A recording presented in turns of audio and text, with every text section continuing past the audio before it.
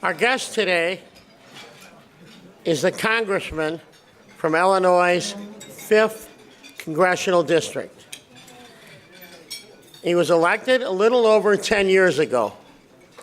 Our guest today is the only Illinois member on the Appropriations Committee. He also serves on the influential House Committee on Intelligence. Our guest today did his undergraduate at Roosevelt University. There we go. I love it. Earned his master's degree in public policy at the University of Chicago. And let's hear this one. And graduated from Loyola University School of Law. There we go. All right, there we go. He and his wife, Barbara, live in Chicago's Lakeview neighborhood. He is the proud father of 2 fabulous daughters, Allison and Megan. Ladies and gentlemen, Congressman Mike Quigley. Congressman? All right, Michael. Thanks, Jay.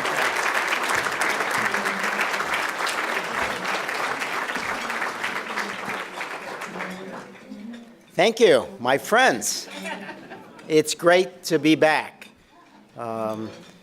If only for the food. I see travel magazines that say 3 perfect days in some place. And I think I should do 3 perfect days in Chicago just on the eating part, right? Because here we are in Maggiano's. I could point out, Ann Sather's, Superdog, some of our D'Agostino's, Dinkle's Donuts, Bittersweet. I just keep going. So my travel magazine for Chicago would involve doing just what you're doing right now. Thanks so much for having me. It's an honor to serve. It's an honor to be back. I want to recognize a few folks. Thanks to all the electeds and our friends at Loyola, my friends at Roosevelt, my few scattered University of Chicago folks who are here. Thanks for putting me in this position to accomplish this. I need to recognize, apparently none of my offices are open because they're all here. My chief is in from D.C., Juan. He's from Northwest Indiana. Yay, Juan. Now, sitting at my table, because he helped me prepare today, my LD, Doug Lee. Victoria, Erica, Jenny, Jessica, you know what I'm talking about, Adam. They're all here too. They're all awesome. Thank you so much. No matter what else I do, if I don't do service as well, I don't deserve to be here. On the unofficial side, thanks to Erica Kelly and the great folks at New Chicago, Tom Bowen and Christina Nowinski-Wurst. Yay! A couple thoughts before I began. I know there'll be questions. I had 2 questions before we started. One was, do we want to bring back congressional jail? Now, as tempting as that is, and I need to talk to our sheriff about that. As tempting as that is, it's probably not going to work, probably not going to happen. So I was thinking of worse punishments for congressional contempt. Conceivably a 12-hour congressional committee markup. Somewhere in the 9th or 10th hour, they leave screaming from the room, I give up, I give up. The second question I got, which I thought was interesting, is are you still having fun? Do you still enjoy it? Not in the, President Obama era type fun that we all imagine, but look at what we're facing, folks, and where would I rather be? So I don't forget where I came from, and my roots came from. I see our mayoral friends and aldermanic friends working for Bernie Hansen and understanding that policy only matters when it works from the street up. So my county commissioner friends who are here, like Larry, that's where I'm rooted and that's where we remain. So important stuff. I thought at the top, and I was thinking about just reading from the Mueller report for 2 hours, but there's so many blank pages. Had to get the shot in, folks. That is an actual redacted page from the Mueller investigation, but I'll just read one small part. The Russians interfered in the 2016 presidential election in a sweeping and systematic fashion. Now, let's remember, the Trump campaign welcomed them. Nobody called the FBI. They all lied about it. And the president obstructed the investigation. So where do we go from here? What remains for us is the counterintelligence investigation to uncover truly what happened, hold those responsible accountable, and prevent it from happening in the future. But whatever else you take from what I talked about last year, Mike Morrell, the former acting director, CIA under Obama and Bush, said what the Russians did was the political equivalent of 9/11. Pretty extreme statement, but true. But after doing this for over 2 years, I've come to the conclusion that we can overcome this. It will take some uniting of the country. It will take some inoculation against what the Russians did to prevent it from happening again. But we can overcome this. What scares me more than anything that's happened with the Russian investigation is the president's reaction to what the Russian did. It wasn't just the welcoming and the coordination which took place. It's the attack on the rule of law and the Constitution, right? And the fact that the Attorney General became the president's press secretary, and the Attorney General acted as special counsel to the president. And all this time, my Republican colleagues in the House Intel Committee were working hand in glove with the president to obstruct the investigation. The attacks on the integrity of the entire intelligence community and the Justice Department, their independence, their ability to keep us safe. That's what we'll be struggling with for the rest of our lives. But it is not why we're here today. I've been on Intel now. This is my third term. And I've discovered when I come back, it's usually in sounding the alarm, warning. And I think I'm going to stop getting invited just because people want to sleep at night. Welcome to my world. No, today I want to take an opportunity to talk about something else. It is, in my mind, the defining national security challenge that will shape the rest of this century, economically, militarily, ideologically, technologically. And no, despite the dominating headlines, folks, it's not Russia. The greatest existential threat to this country, to our American national security, is the astonishing economic growth and the rising global influence of China. Now, we know the story of China's meteoric rise in our lifetime, particularly on the world stage. Once an isolated, impoverished country, it is now the second biggest economy in the world and growing at an extraordinary rate.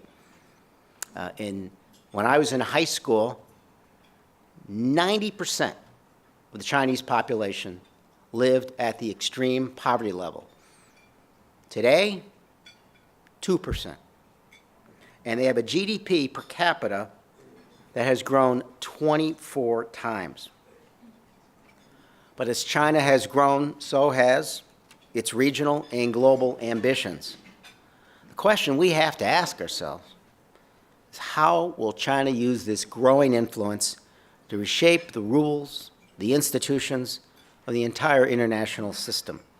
And I want to focus today just on a few of the specific national security challenges, because we could be here all day and I couldn't touch on all of them. But I'll touch on what I believe are the critical ones. First, 5G. I saw a billboard coming in, first to 5G, and they're talking about an American company, a dream, to say the least. China has a strategy to dominate the key technological sectors of the future through its Made in China 2025 initiative. Most pressing is China's ambition to control global communication networks through its next generation 5G telecom equipment. Belt and Road. We talk about an infrastructure project here in the United States, which we can't get going. China's doing it throughout the world. It seeks to extend its foreign influence and gain a strategic foothold in various regions through its massive Belt and Road infrastructure initiative. In addition, China is using this economic growth and wealth to become extremely powerful military.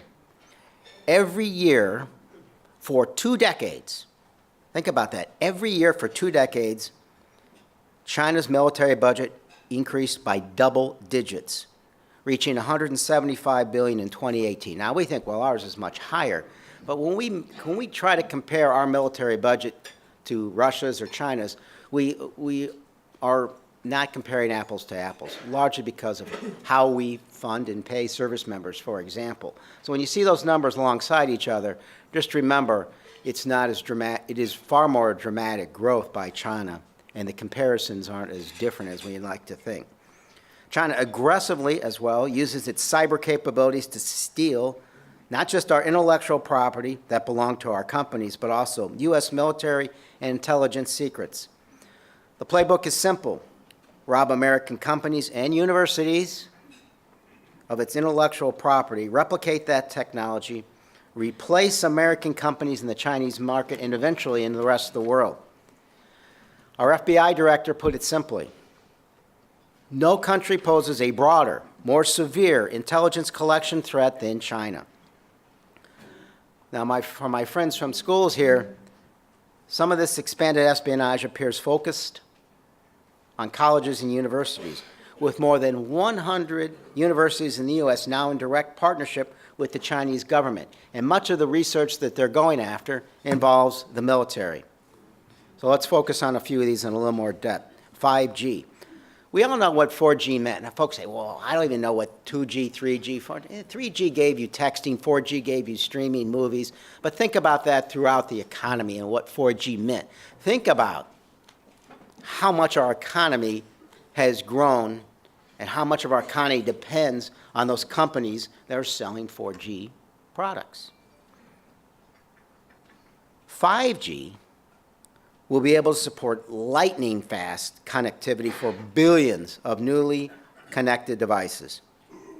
5G is going to deliver speeds 100 times faster than 4G. 5G will support the Internet of Things, self-driving cars, smart city developments, emergency services, healthcare systems, energy, aviation, pharmaceuticals, and others.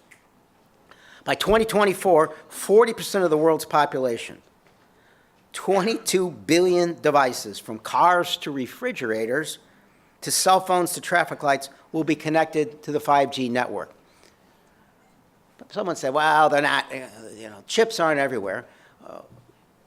We heard about companies doing security checks and finding out where chips are. They found out that their crock pot, I swear to God, their crock pot had a chip in it. Paranoia runs deep. This impressive innovation, because I want you to put these two together, the fact that 5G is extraordinary and that China will control it with the following. This impressive innovation does not come without risk. The arrival of 5G also means that the company or companies that control 5G will touch every aspect of your life. How many of you use the internet to protect your homes? How many of you use the internet to communicate through your cars? Right? Everything we're doing. But China, by far, is now best positioned to win the emerging global race to roll out 5G. Chinese telecom giants like Huawei and ZTE already own more than a third of the world's critical 5G patents, compared to 14% owned by U.S. firms like Qualcomm and Intel. Much of this is owed to the billions spent by Chinese firms on R&D. In 2017, Huawei spent $13 billion on R&D for 5G equipment. That was more than its chief rivals, Ericsson and Nokia, combined. Just 4 companies dominate the market for core network technologies that you're going to need for 5G. 2 of them are Chinese, and none of them are American. Our inability to present an American alternative to Huawei and ZTE not only hurts us at home, but limits our ability to share alternative options with allies and partners. Look, at stake is whether the world will adopt the Chinese model that harnesses 5G as a tool that outside experts assess can be used for espionage, economic theft, coercion, and authoritarian rule. or the U.S. and Western model of using 5G as a platform for prosperity, human development, and privacy protection. We also know that China's aggressive global campaign of cyber espionage makes it almost certain that it will exploit the opportunities it gains as it strives to become the dominant player in the 5G supply chain. Recent hacks sponsored by China make clear that anything that passes through Chinese technology could become intelligence for China.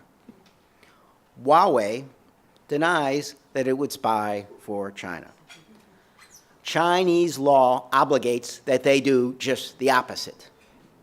Huawei has also been heavily subsidized by the Chinese government, and company's leadership is known to have connections to both the Chinese military and its intelligence service. Now, how does this work? An easy way to envision this advantage is to imagine that the person who built your house decides to rob it. They know the layout, the power system, the access points. They may have kept a key and perhaps even built a way to gain secret entry.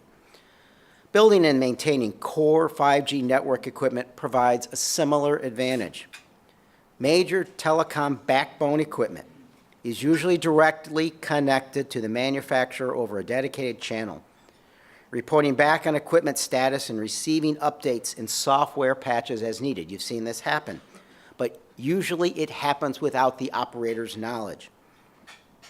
Equipment could be sold and installed in a perfectly secure condition, and a month later the manufacturer could send a software update to gain access that allows it to track users, collect private data, or worse, launch a cyber-critical attack. U.S. telecommunication providers, particularly larger carriers such as AT&T and Verizon, they lack the U.S. equipment suppliers and rely on global supply chains that Chinese firms and manufacturers dominate. Although they do not source from Huawei and ZTE, our providers rely on other foreign 5G network systems that do rely on China. In February of 2018, the FBI director reiterated longstanding concerns about the United States' use of products from Huawei, stating, "We're deeply concerned about the risk of allowing any company or entity that is beholden to foreign governments that don't share our values to gain positions of power inside our telecommunication network."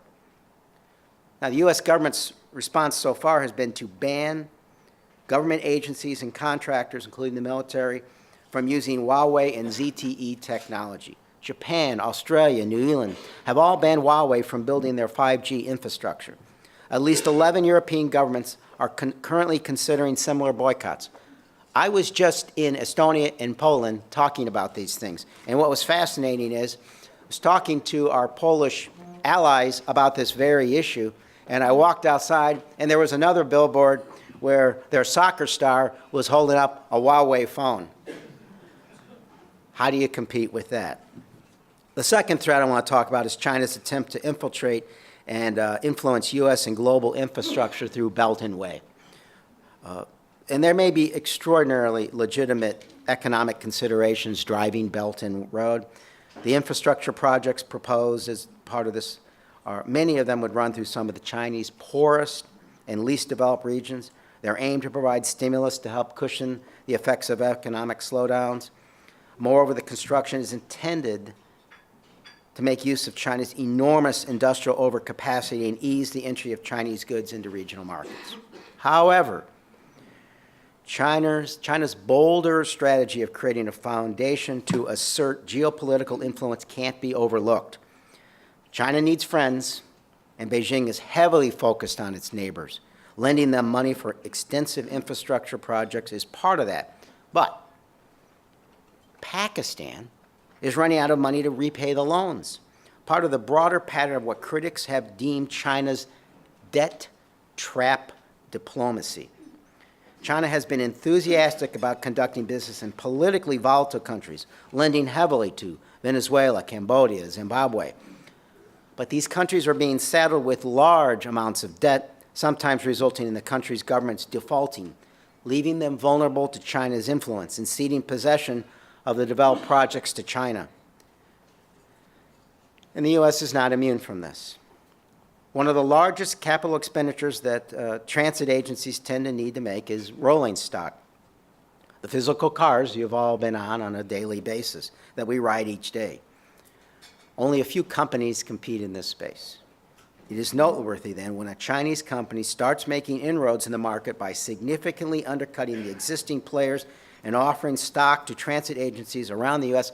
for a fraction of the competitor's price. Thanks to Made in China 2025, government subsidies, and a de-emphasis on profit.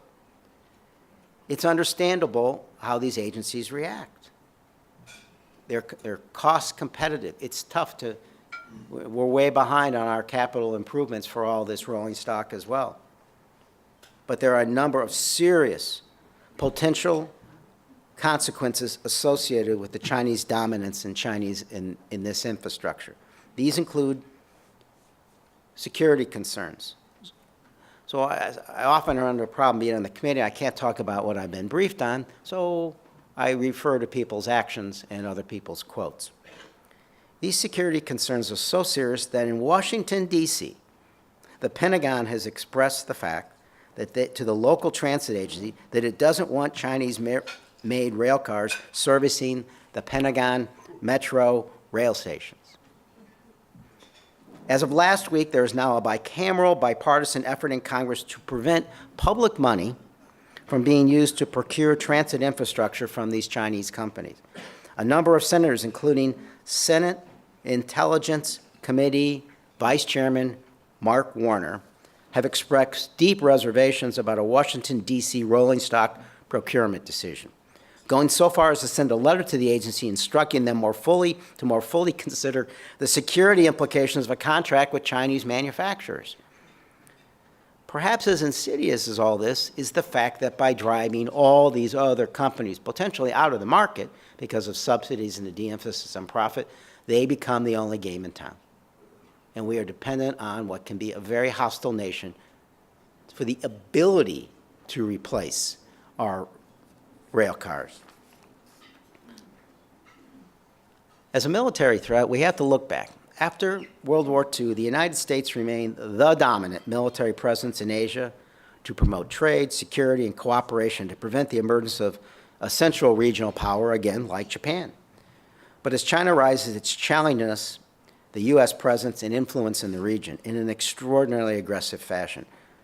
The President significantly accelerated China's military modernization in late 2017, requiring the Army to become fully modern by 2035 and world-class by the mid-century.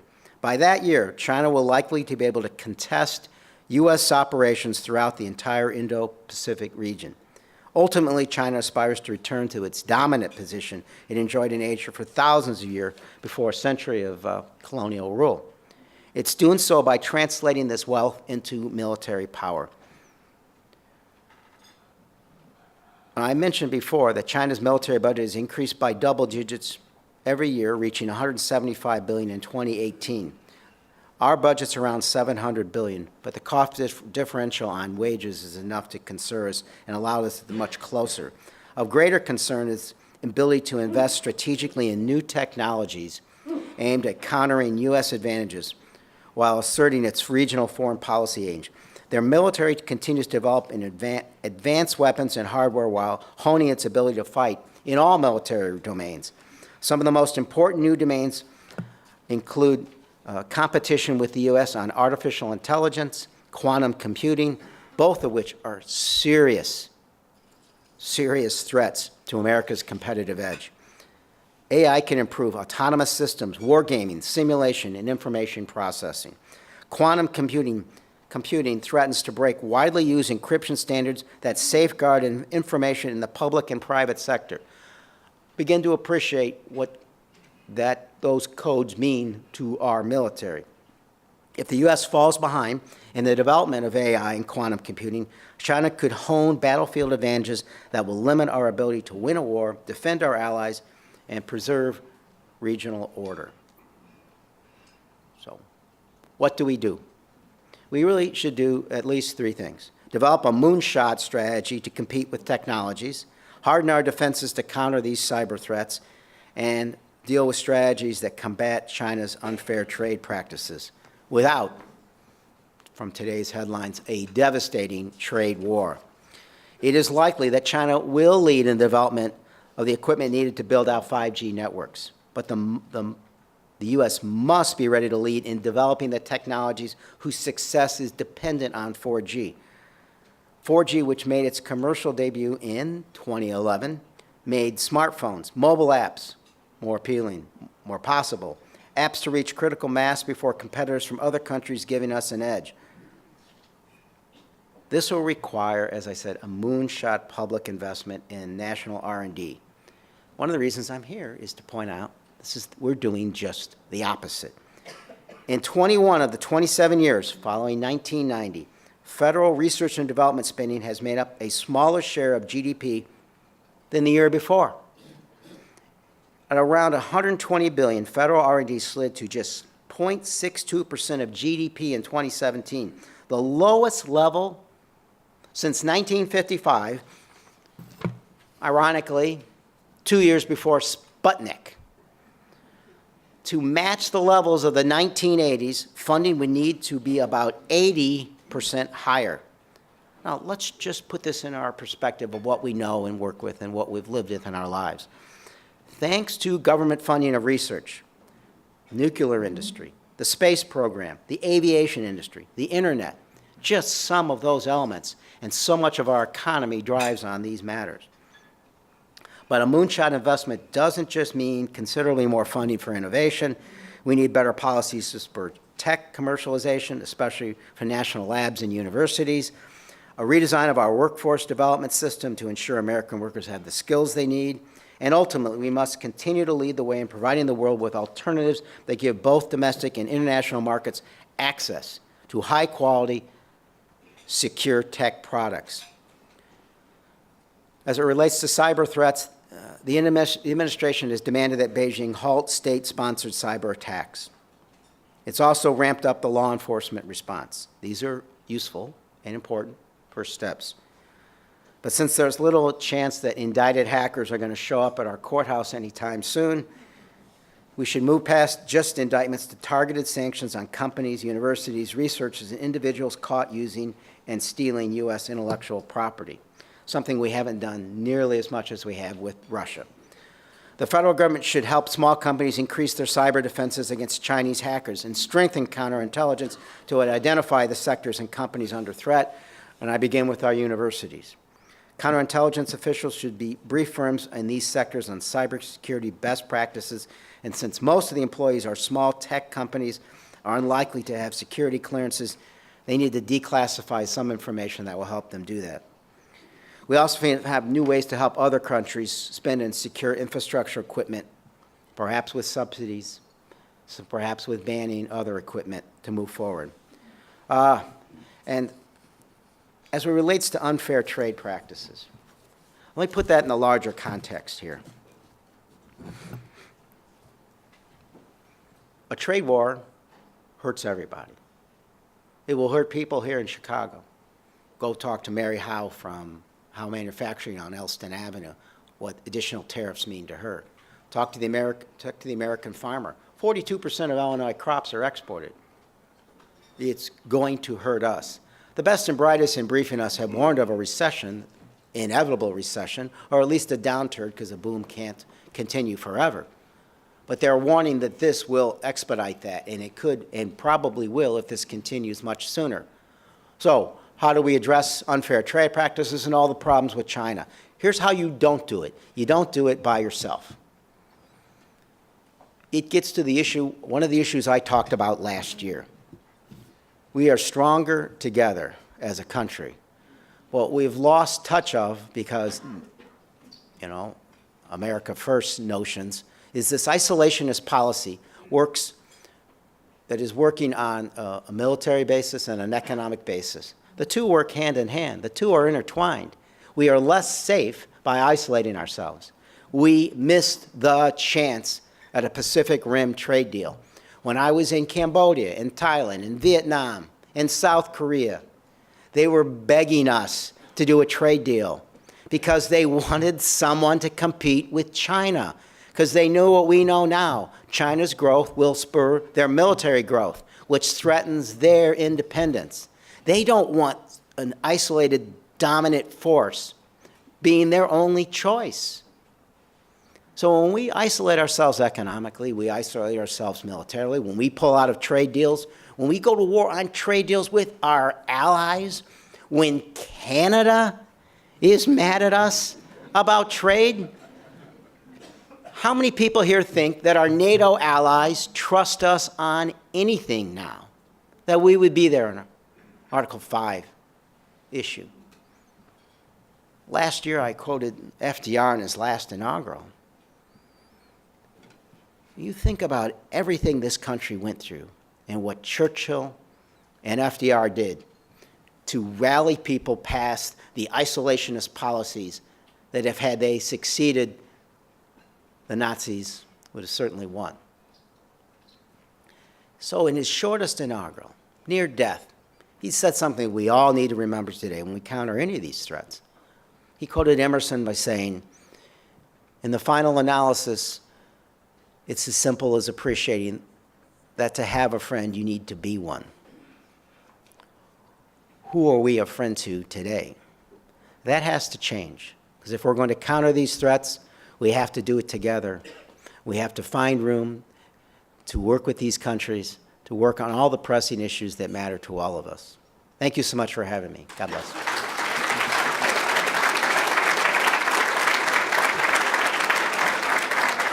Time to stump the congressman. You need some water? Can you hand me his water, Jay? His water. Okay. So when I left the movie AI, I just went home and read a book. I was like, I can't do all this intelligence. It was just too much. Today, I think I'm going to go back to my office and just read a book.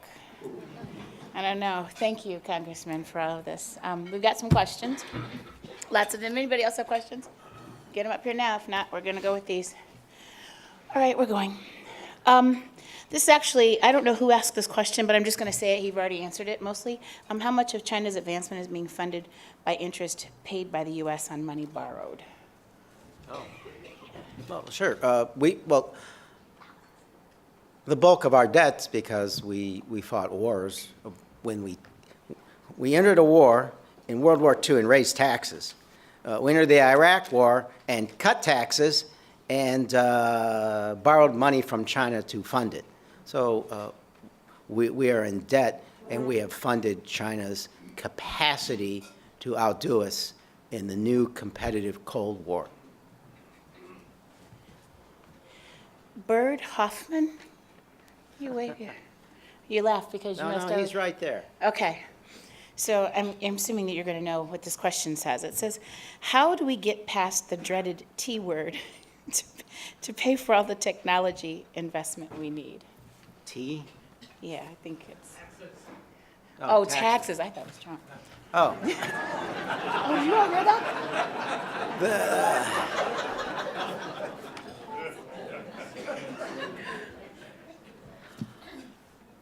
When I was a county commissioner, and Larry Suffin and I were building alliances to beat back unnecessary taxes and move the county forward on an appropriate basis, the message was clear. You're not going to solve all your problems with new revenues. The problem that we've entered into is the tax plan that was passed in Congress will open about a $1.5 trillion additional hole. And I see the former head of the Federal Reserve here in Chicago shaking his head, yes, a $1.5 trillion hole in the debt and the deficit. And Goldman Sachs and the Tax Institute said that that part of the tax bill will grow the economy less than 1% in the next 10 years. So that's a bad way to do this. In the end, for Chicago, for the state, for our country, it has to be a combination of a more efficient government system, additional revenues. It has to be that combination. You're not going to solve all our problems by raising revenues only, but if what you do is a tax plan, as my Republican colleagues did, that blows a massive hole in this, you're losing your ability to do something like this. And if there was a mistake in the beginnings of this previous administration, of the Obama administration, we ran out of time. But the focus had we had a second term, would have been a massive infrastructure program to grow the economy for all time. You know, this country used to, on infrastructure, dream big and build bigger. And even the core aspects of what FDR did in the New Deal, we're still enjoying the benefits of those. They're still important to our economy, something we need to keep in mind. Thank you, sir. Jack Hartman, are you here? Oh, here he is. Have you thought about increasing cyber funding with a capital bill?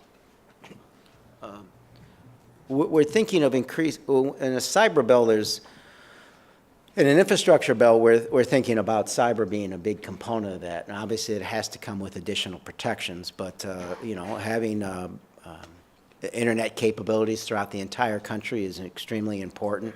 So infrastructure can't just be roads and bridges, although for those of you who take Metro, the fact that the switching out there was put in during the Hoover administration might give you pause. And the bridge that they go over is one of the worst in Illinois, and we've had a bridge right here, right over Lakeshore Drive, which obviously needs repairs. So, but we can't just think about it that way, right? We got to rebuild the blue line. And I know the current mayor wants to build a Star Trekian path to O'Hare. Great if they can do it, but you know, I want to rebuild the blue line in a technology that might work in my lifetime. Star Trekian, I like that. Warren Merrick, are you here? Warren, we got to work on your membership, dude. It's $50. So I'm not going to answer it until you pay. I knew we liked him for some reason, Jay. So what national security questions should the regular U.S. citizen be looking out for with respect to the U.S.-China relations for the rest of this presidential term? Well, I think I touched on them. But I'm sitting here in Chicago. The only thing I would add to answer your question about security issues is this country has amnesia about 9/11, right? We need to dramatically increase homeland security grants and protect and harden our infrastructure, right? We need COP grants for additional providers, first responders, but we need to protect our critical infrastructure, and we're not there yet. Those grants, actually, some of them got zeroed out, many of them are reduced, but we need to remember the threats that exist. And when I am told, as a member of the Intelligence Committee, by people in this city, well, there's no real threat out there right now. When is the last time a terrorist attack was seen before? There was maybe a 15-minute warning in the attack that you heard about overseas. But the rest of it, this isn't going to, heaven forbid, but it wouldn't happen like 9/11. I don't envision that. With everything I've been briefed, this will be inspired, not instructed. It is cheaper and cheaper, unfortunately, to make an attack. They are becoming less sophisticated.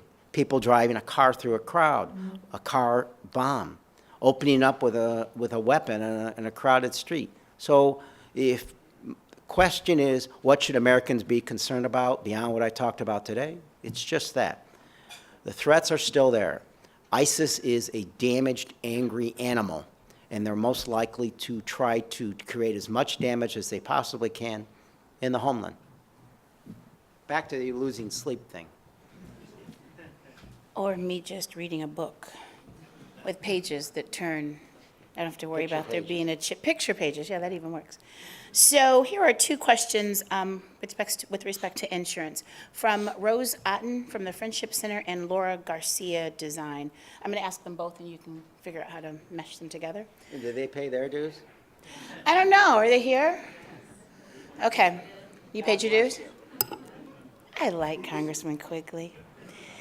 You serve one of the most progressive districts in Illinois. At a time when many Democrats are signing on to H.R. 676, supporting for universal single-payer health care, will you join the movement to provide comprehensive coverage for all citizens? First part of the question. Okay. Second, would you please discuss your thoughts on health insurance overall, how we can increase planned options and lower costs for those who buy insurance through the Illinois Exchange as opposed to accessing insurance via their employers? Sure. Well, a couple things. I'm an appropriator. There's one other in Illinois we didn't mention. We had to change my intro. It's Sherry Bustos is now an appropriator. So the appropriation process is one element of how we can change these things to provide proper funding to existing programs and to stop my Republican colleagues from doing things like defunding Planned Parenthood. So winning back the House helps stop them from trying to eliminate the health care law and to stop defunding Planned Parenthood. So that was the first critical element. The second one is when I sat down 10 years ago and I got sworn into the House, a special election. So, you know, you speak, Nancy stops everything, you speak for 4 or 5 minutes, and I sat down. The first person to come up to me was Congressman Mark Kirk. And he said something that was interesting. He says, you're going to get a lot of advice, but the best advice I can give you is anything that happens here happens in the middle. So it's interesting. My first term, there were 54 center-right Republicans, about 50 center-left Democrats. There's probably 100 now. And people really didn't like a lot of the blue dogs, and they didn't like some of the centrist Democrats because they weren't for single payer, right? But because those districts were won, we had control of the House, the Senate, and the White House, unlike now, and we passed the health care law, right? And back then, my office was picketed by the far right and folks on the left who were mad that I wasn't for single payer, and they were mad that I was for the health care law. Somehow something got done. And as a result of that, women now don't pay more just because they're women for health care. And pre-existing conditions weren't a death sentence. And there are no longer lifetime caps. And my daughters could stay on my health care benefits till they were 23. And millions more Americans got preventative care and health care as a whole. So what Obama said at the time was right. This is an evolutionary fight. And I'm for dramatically moving us along those lines, recognizing that right now, in 2019, my best shot is to prevent this president from doing something even worse, and to winning back the Senate and winning back the White House and moving forward on all those things. But we won back the House in the middle. I know who you're hearing from on social media, but there are a lot of talented centrist Democrats who got elected that way because they didn't win in far left districts. They won in centrist districts. They won the House back because they were winning back Republican districts. So some of us have to be practical to get dramatic things done. That seems inconsistent today. And part of the problem, and it could be a question about climate change, it could be a question about gun violence, is that practical solution got us where we are. We passed climate change. We just passed a bill just this last week on pre-existing conditions. We passed a gun violence bill for the first time since I've been there. Dramatically great things happen. It seems inconsistent. Well, you won through the center, but you're doing all these amazing things.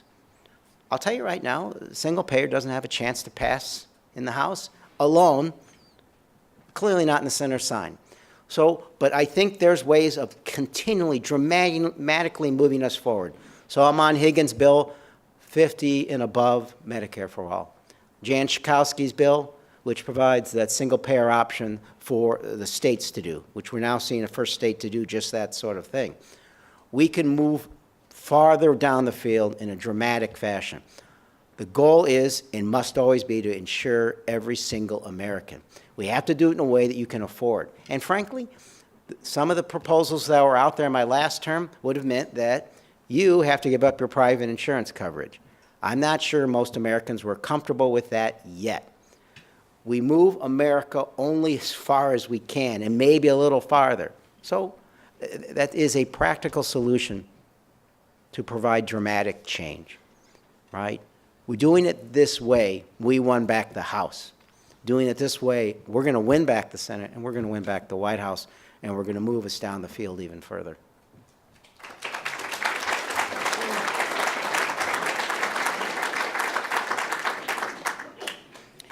So Charlotte Newfield, are you here? No? I know Charlotte really well. Oh, then I have to ask her a question, because Yeah, usually if they're not here, I usually blow the sure. question off. Thanks, Charlotte. You put me in a position here. She's from the Jarvis Bird Sanctuary, and we were talking about environmental stuff. What is your plan and direction to save our environment, specifically Lake Michigan? That show might take a minute. Charlotte and I were, she was the president, I was vice president of No Lights in Wrigley Field. And yes, I am aware that there are lights in Wrigley Field, thank you. Look, if I wanted to win all the battles, I wouldn't be a Cub fan, a Democrat. But Charlotte now does great work by the by the totem pole near Addison, the bird sanctuary there. It's great stuff. So she's one of those people that, while maybe not everybody knows them, she spent a lifetime of advocacy. Like healthcare, winning back the House meant we could stop this draconian, horrible plan of dismantling environmental regulation. They're still doing it unilaterally. Go online and watch my Chicago-esque exchange with the Interior Secretary just a week ago. So much of this is public messaging and the practical solution of winning back the Senate. We're stopping them from doing the worst of the horrible things. I got into this business because I'm an environmentalist.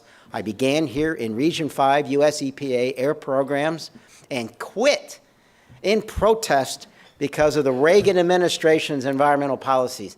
I now talk to EPA employees all the time and say, please don't do what I did. Stay here. This is a long, arduous fight, but it's the fight that really matters. I do climate tours every year. I was just in National Lakeshore, a national park now, thank you very much. We were in the Everglades, and my staff and I were in the Rocky Mountain National Park looking at the effects of climate change on the environment. You look at mountains there, and a third of the trees are gray skeletons because of climate change and the beetle. In the Everglades, you see the land drying up, and you see right over here in Indiana, they're predicting they're going to lose about 40% of their bird species. We have to have victories at the individual corporate level. We have to have victories at the state and local level. Right now, it is messaging and stopping this administration from doing as much as we can to devastating this environment. As Obama said, you're the first generation to feel the effects of climate change and the last one that can do anything about it. Probably time for one more, right? Oh, okay. Well, that's one more. I guess that means one more question, huh? Right. So I'm going to go with this one, I think. Bennett Lawson, are you here? That Do you name know is these so people? familiar. I know that one. Are you a member, Bennett? Okay. If you had one more minute with Ben Carson, what would you have asked? Yeah. Ben and I had a colorful conversation in which I was quoting Billy Madison at the end. You may want to go back and see that. I met with the housing secretary with the LGBTQ advocates right here in Chicago, and he listened and didn't do anything about it. And the issue involved how we treat particularly trans youth at shelters and discrimination policies. And he was basically saying, well, I would have posted this, but you wouldn't have liked what happened, which to me meant he would have gone along with this discrimination. So we went back and forth, and I think I made that clear.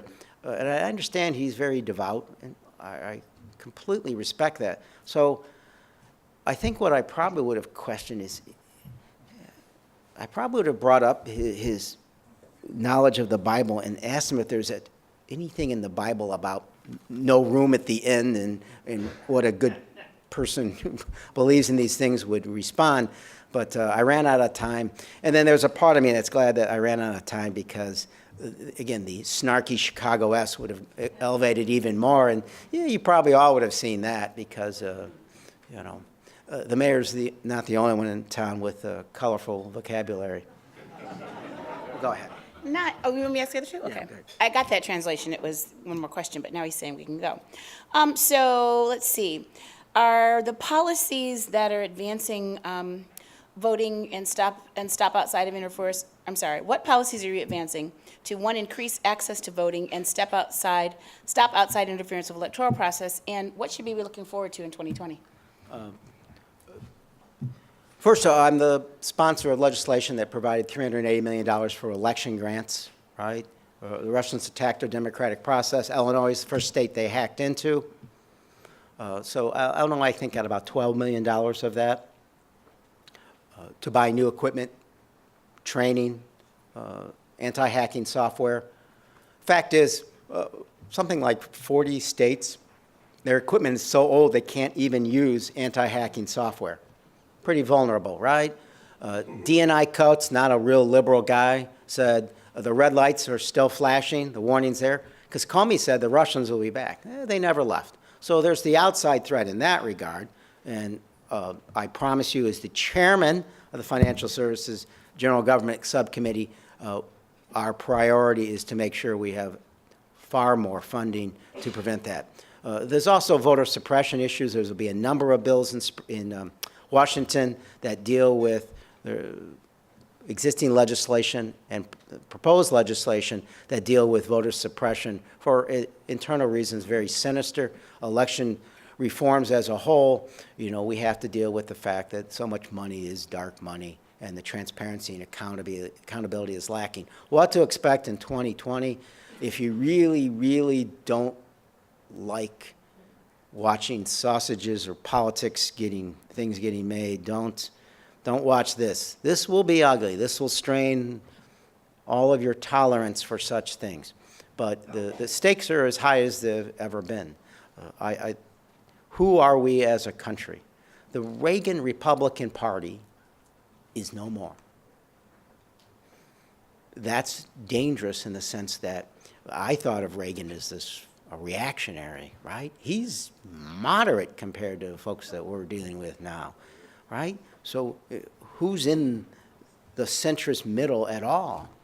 So that's of concern. As far as people predicting who will win, you know, this far out, who nationally knew who Barack Obama was, who Jimmy Carter was, right? Bill Clinton. So let's see who comes out of Iowa.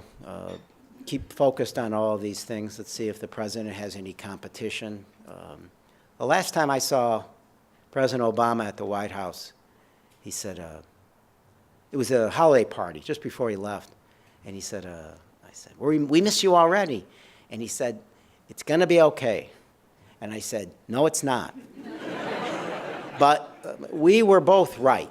It is not okay. But I think it will be. But not if we just give up, stop paying attention, get aggravated with that situation, and do more. Everything you cared about is at stake. It is that dramatic. I will tell you that, as I said at the beginning, this isn't fun, but, you know, when I was asked at a high school, are you still having fun? I said, you know, I don't know. I said, I can't compare myself to her, but I'm not sure Mother Teresa said, oh, that was a fun day. But what she was doing was really important, and I don't say, boy, that was a fun day, finding the housing secretary, the interior secretary, the president, trying to communicate this to the world on CNN and MSNBC in a manner that would, I'd like to think, change their way of viewing this and win that middle, because it is important to get all these things done. So I just want you to know I wouldn't be here without my help and support from all of you in home, and it means the world to me. And when those things are happening, I think of you. No, I can't listen to every single thought and say, well, that's exactly what I'm going to do. But collectively, I am Chicago, for better or worse. Thank you for that, and God bless. Oh.